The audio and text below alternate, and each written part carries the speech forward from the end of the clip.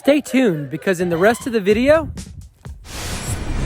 just like Matt Freeze said in the interview, he doesn't ever plan on paying his units off. As he establishes equity in those units, he's just going to keep pulling that money out, paying down, starting new loans, and of course owning more and more oceanfront condos.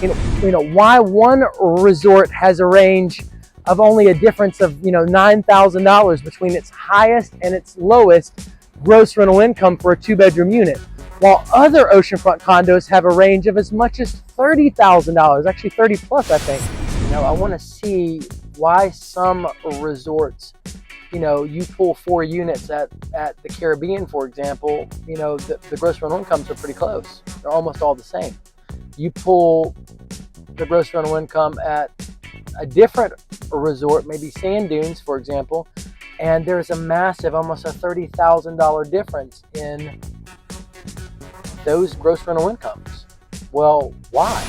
Now, you might have noticed that Matt Freeze in his interview said that he never plans on paying off his oceanfront condos. The reason why is there's a nifty little financing tool called a home equity line of credit. For short, we call them HELOCs.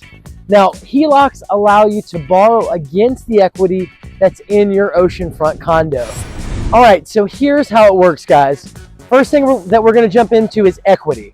Your equity is the difference in the current market value of your oceanfront condo and the amount you owe on the mortgage. For example, let's say that your oceanfront condo is worth $300,000 and you have $200,000 still left owed on your mortgage.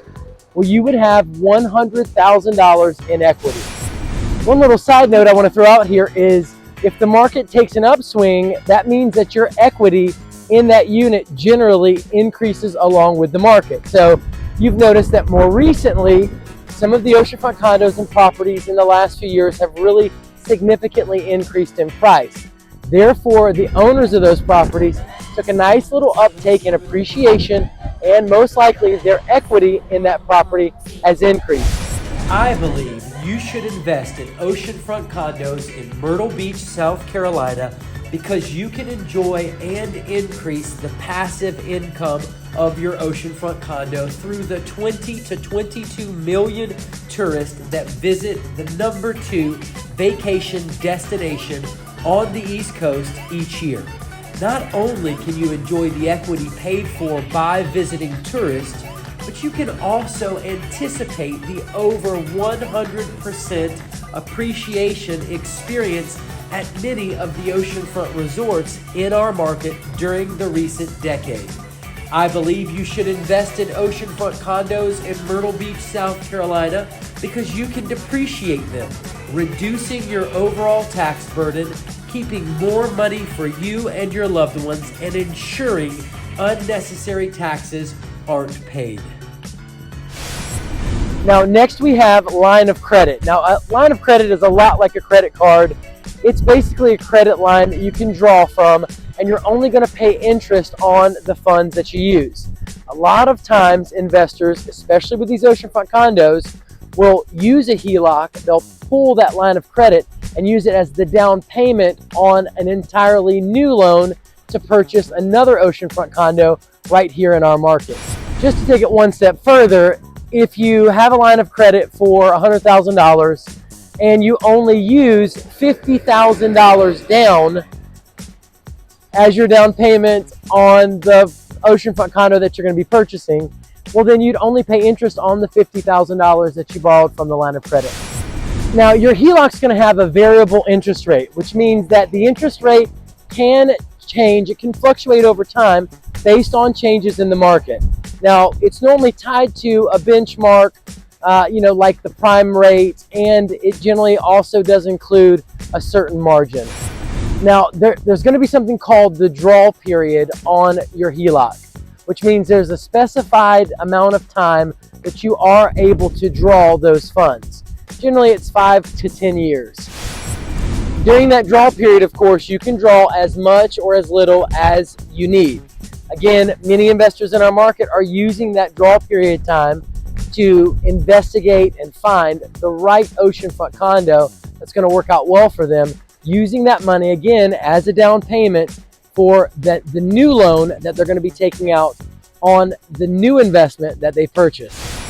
Now, the repayment period, guys. Once the draw period ends, you enter the repayment period. In the repayment period, you can no longer draw funds from your HELOC. At this point, you have to start paying on the principal and interest. Now, your repayment period is generally going to last anywhere from 10 to 20 years, depending upon the specific terms of your HELOC. Now, here is a pretty nifty tip, in my opinion, and this is one that you do not want to miss. HELOCs have a flexible use of funds. So investors will typically use them for debt consolidation, maybe even an emergency fund for your current units that you have. You know, let's say that you wanted to buy a new unit, so you took out a HELOC on one of your existing ones. You pay down, start a new loan, purchase a new oceanfront condo, you pay down using your HELOC, but your HELOC's for $100,000, and you've got $50,000 that you've used for the down payment. You've got $50,000 left over, $50,000 left over. That could be great emergency funds for your other oceanfront condo units if you have some down years. Let's say you have 1 or 2 down years, or you have an unexpected expense come up. Maybe there's a special assessment. It could be an HVAC system that needs to be replaced. It could be a number of things. Maybe you want to remodel. You can use your HELOC for home improvement. So there's a really nifty little tool here. The flexible use of these funds can be pretty advantageous and strategic if you include it in your overall investing strategy. Now, this is something that I don't want you to forget. The HELOC is secured by the home. It's secured by the oceanfront condo that you've pulled it out against. So if you fail to repay that loan, they can foreclose on your oceanfront condo. So guys, HELOCs are an excellent tool that you can use and part of a strategy to increase your oceanfront condo holdings, to purchase new oceanfront condos. Just like Matt Freeze said in the interview, he doesn't ever plan on paying his units off. As he establishes equity in those units, he's just going to keep pulling that money out, paying down, starting new loans, and of course owning more and more oceanfront condos, which in his world, as you well know, he's very profitable in. He's pulling in between $15,000 and $30,000 in profit per unit for 8 of his oceanfront condos. So for him, it makes sense all day long.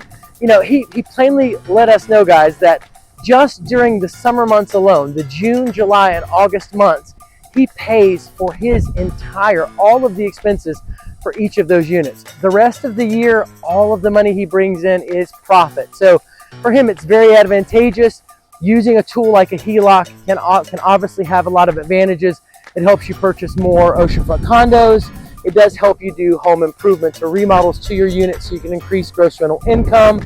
And of course, it can help you with debt consolidation. It even covers some of your educational expenses and other similar expenses. So there's a wide range of uses for the HELOC, but you have to keep in mind that if you do not repay that HELOC, that loan is taken out against the home, so they can foreclose on your property. All right, guys, let's get in unit 904. When you walk in, there's tile flooring all throughout the entrance. Immediately to your right, you have 2 full-size beds, flat screen TV, and a little bit of a view out this window, although I won't show it to you really because of the blinds, but you do have a closet in the corner here and bathroom access through this door back here behind the entrance door. Across the hall, you have your second bedroom. Again, flat screen TV. Another view throughout the window. And of course, a nice owner's closet in the left corner. And an actual closet, mirrored closet right to my left there. Bathroom. We have light fixture, tub shower combo, tile. All right, guys, we're in the kitchen now. You can see refrigerator, stove, microwave, dual sink, stainless steel dishwasher. Dining room, right into the living room. Notice that nice accent wall, mounted fireplace, the flat screen TV. And the moneymaker here, the large spacious balcony. That's what you want. You want plenty of space on that balcony. Look at that ocean view. Now it does have an entrance to the master. There are 2 beds here in the master as well. This unit is set up very well to sleep as many as possible. As you can see here, 2 more full-size beds, another closet in the left corner, and then your own bathroom here, you can see. And there is also a stackable washer dryer unit right here, as you can see.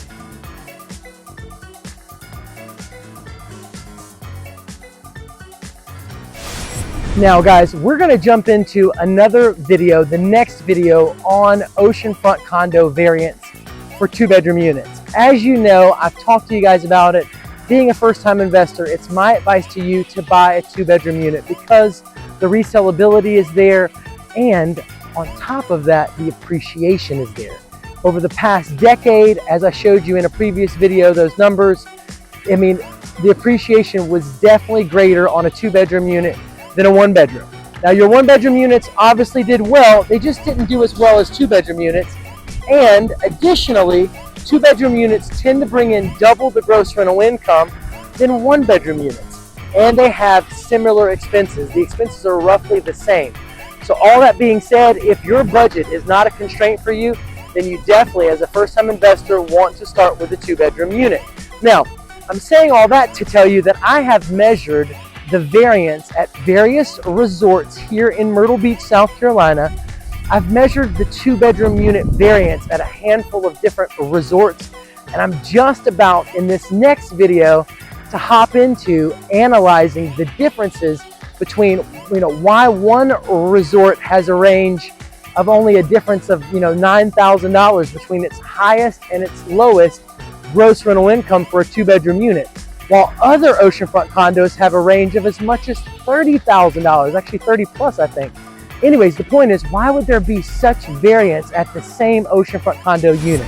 All right, guys, so I know that we just spent a little bit of time talking about HELOCs and, the nuts and bolts of HELOCs, and it might not be super exciting, but what I'm about to talk to you is going to be very exciting.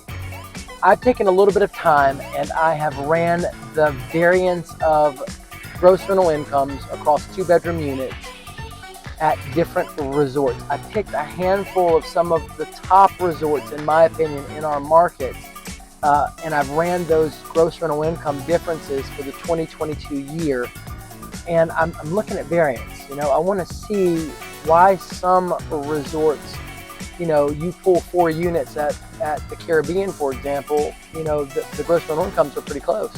They're almost all the same. You pull the gross rental income at a different resort, maybe Sand Dunes, for example, and there's a massive, almost a $30,000 difference in those gross rental incomes. Well, why? And as a first-time investor, where should you put your money? And strategically, what should you do? I mean, like, when you invest in an oceanfront condo resort that has a very tight grouping and not very much difference in the gross rental income, well, maybe you need to get associated with those people because those owners know what they're doing. And I cover some of those strategies and tactics on how to get in with the right people, learn the right information, and get grouped with people that are already being successful at what you want to do. And that's just a tad bit taste of what we cover in this next video. So if that sounds at all interesting to you, please click the screen right now for that next video, and let's hop into Myrtle Beach oceanfront condo variants.